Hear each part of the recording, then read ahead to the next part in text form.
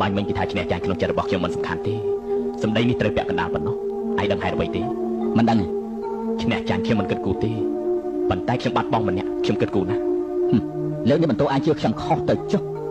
ខ្ញុំអត់មានជឿឯងខុសទេបើសិនជាឯងជាមនុស្សចិត្តសាហាវម្នាក់ឯងបាញ់ខ្ញុំយូរណាស់មកហើយ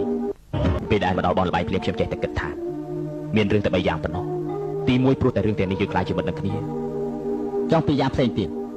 មួយទៀតគឺហុងស៊ីសៀនឲ្យឯងមកផ្សះផ្សាគ្នាតែខ្ញុំដឹងថាវាមិនធ្វើយ៉ាងនេះទេមួយទៀតដែលនៅសេសសល់គឺមកសម្រាប់ខ្ញុំ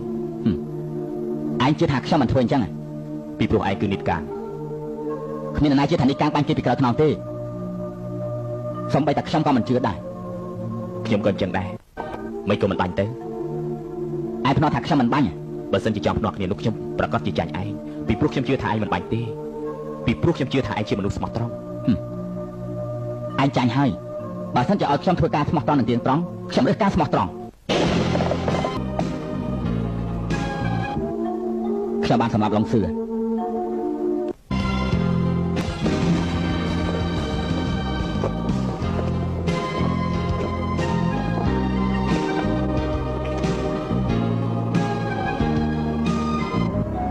ដោះស្រាយរួចហើយនៅខ្ញុំបានសម្រាប់វាប្រសើរណាស់ធ្វើបានត្រឹមត្រូវណាស់